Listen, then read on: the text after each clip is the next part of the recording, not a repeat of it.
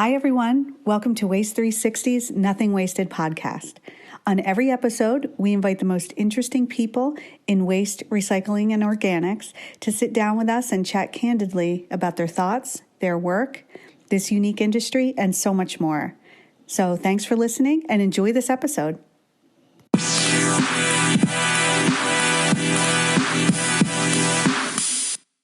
Hi, everyone. Happy holidays from your friends at Waste360. I'm so grateful that you are listening and subscribing to the Nothing Wasted podcast. It means the world to us that you tune in each week. And as we head toward what we hope is a fabulous 23, we are reflecting on some of our top guests from 2022 and wanted to share those with you and some of the learnings that they brought forward. So you'll hear from President of Republic, you will hear from Brian Staley from EREF, Charlotte Dreisen, talking all things plastic, recycling, and beyond, and many more. Some of our rising stars and leaders who have won 40 Under 40 awards. You'll hear about compostable packaging and much more. So please enjoy this episode, and we hope it inspires you to move forward in a really sustainable way in 2023. Enjoy this episode where you'll hear from our top 40 Under 40 winners. They shared some of their unique perspectives on where the industry is, where they hope it's heading, and some advice they have for people entering the industry. So enjoy this one. I'm sure you will learn a lot. I think my advice would be to not be afraid to take risks, to not think that legacy structures are really locked in stone. To say you're going to do something because it's always been done that way beforehand is really not very strong logic. I think sometimes people get a bit complacent and just try to make incremental changes because things have just always been like that. And I think, especially when people are younger and they have more risks they can take, don't be afraid to turn the table over, to really start from the beginning, start from first principles, work your way up. And if you come up with a very different solution than what has been used to date, that's usually a positive sign. The fact that you really put critical thought into something and ramped it up in a logical fashion instead of just adopting what's always been done beforehand. Enjoy Let's Talk Composting with Charlotte. She will cover all things composting and compostable packaging. It's just such an interesting time where we are in the world of composting and packaging and what actually works and what doesn't, and how you can design in the front of life at that stage so we can all handle it better at the end of life. Anyway, give a listen. I think you will enjoy this one. No plastic, whether it's compostable or conventional plastic, does anything in a landfill. It's just hanging out there. It's not going to compost and produce a soil amendment. If you are using a compostable item, a compostable package, it really needs to get to a composting facility and be composted to produce compost. It's not going to do anything if it's in a landfill. Give a listen to this episode. It's digging into compostable packaging with Kate Flynn. She's the co-founder and CEO of Sun and Swell. I loved talking with Kate because she not only brings her entrepreneurial spirit and vision to this discussion, but she talks about some of the lessons she learned in trying to develop her compostable packaging and the infrastructure gaps and consumer attitudes toward compostable packaging and so much more. So I hope you enjoy this episode.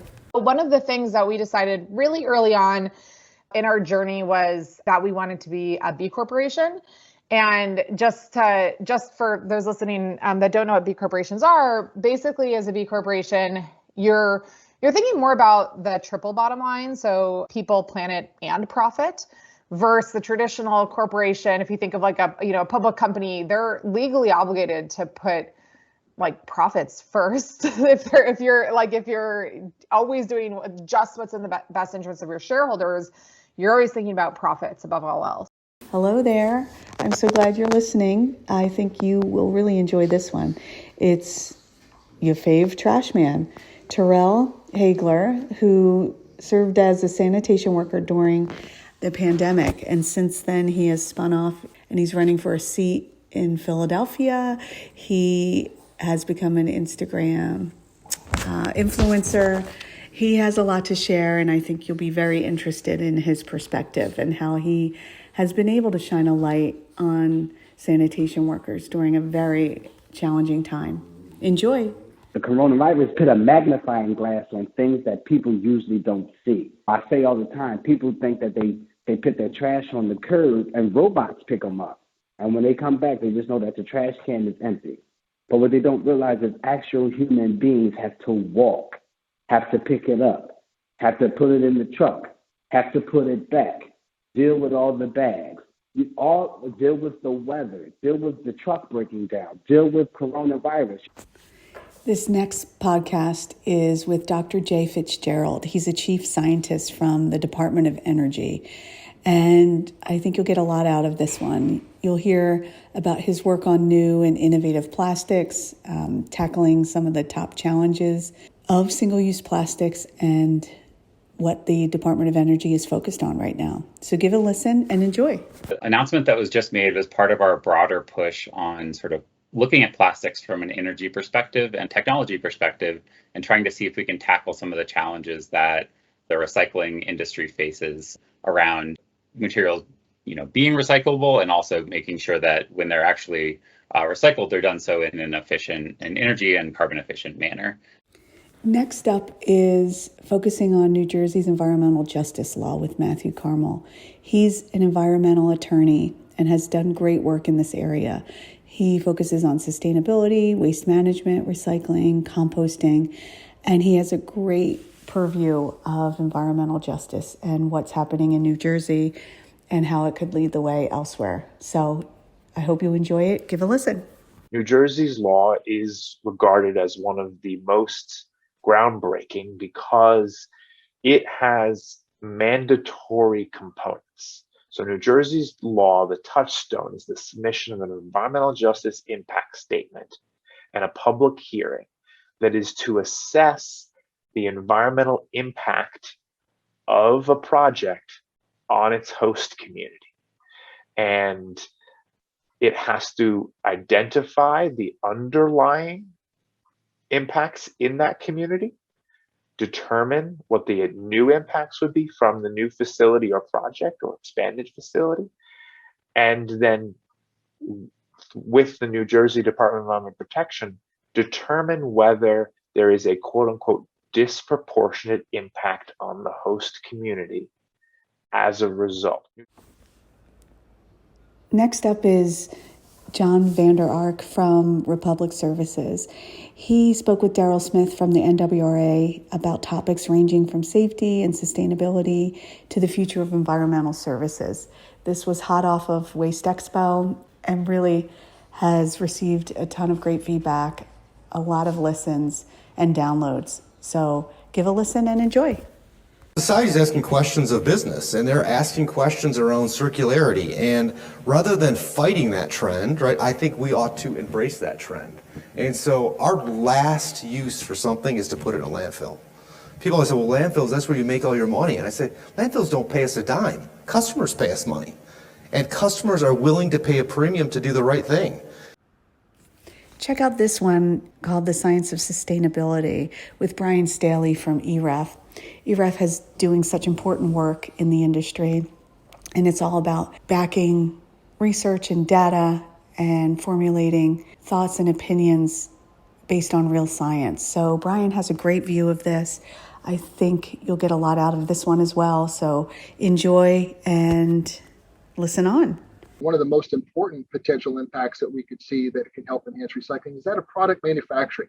We think about it, it's the product manufacturers that ultimately deal the cards to the waste management entities. They can only accept what goes in the trash bin or the recycling bin, and that all is based on the design decisions that product manufacturers are making.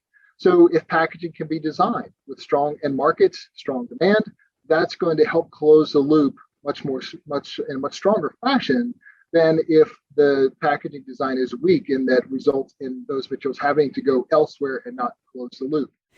And our final top podcast for 2022 is with Robin Weiner from ISRI. And we're talking about the evolving nature of recycling.